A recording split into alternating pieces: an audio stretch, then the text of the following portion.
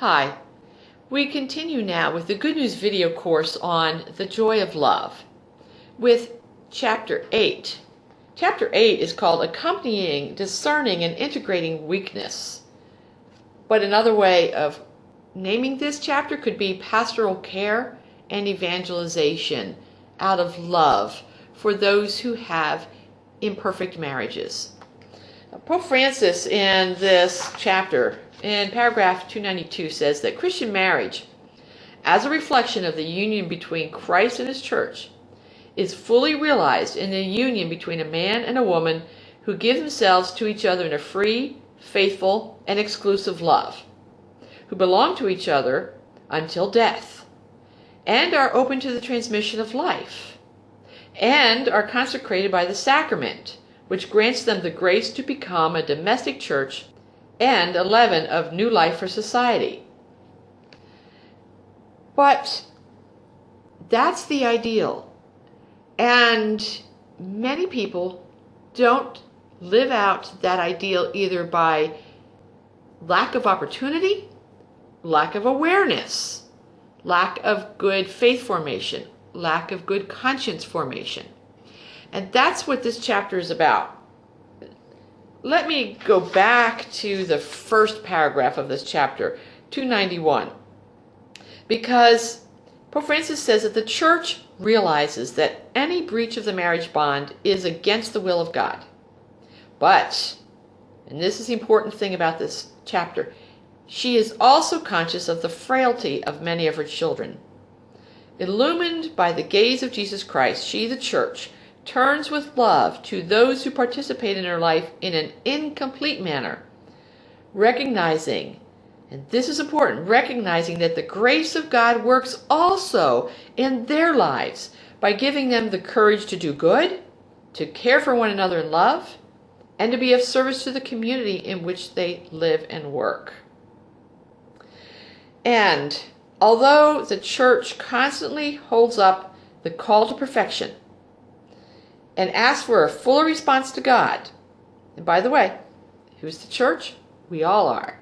So we are all called to hold each other up, to hold others up to the call to perfection, and ask, evangelize, invite for a fuller response to God and His plan for marriage and family.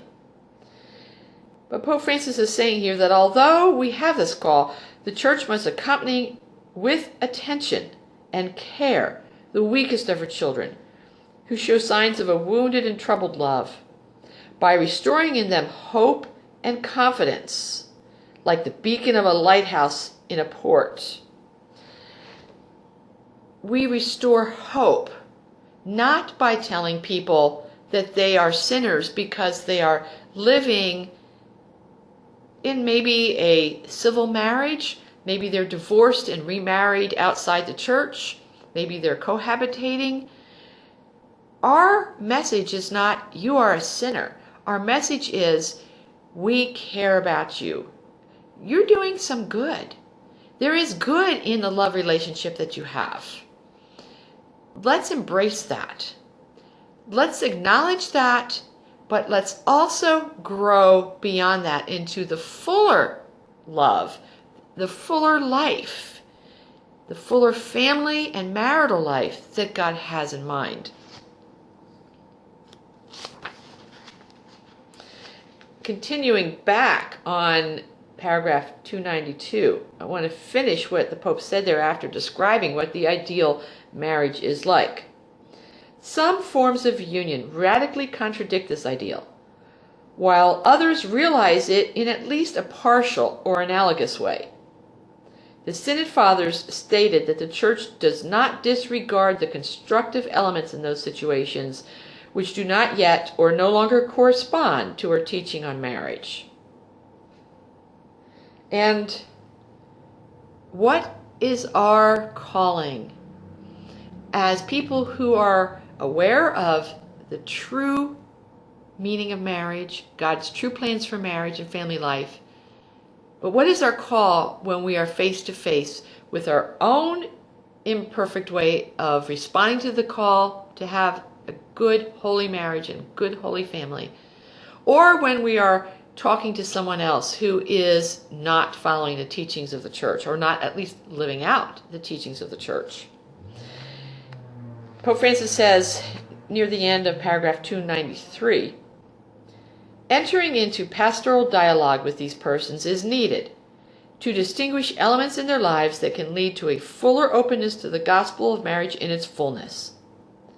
In this pastoral discernment, there is a need to identify elements that can foster evangelization and human and spiritual growth. In other words, we need to enter into a pastoral dialogue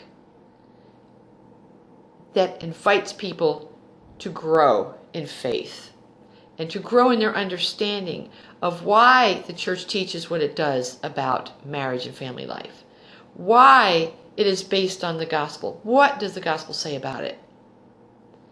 We can only do this by journeying with them as companions on the journey, embracing what is good and encouraging growth. We don't do that by condemning. We do that by loving. God bless you.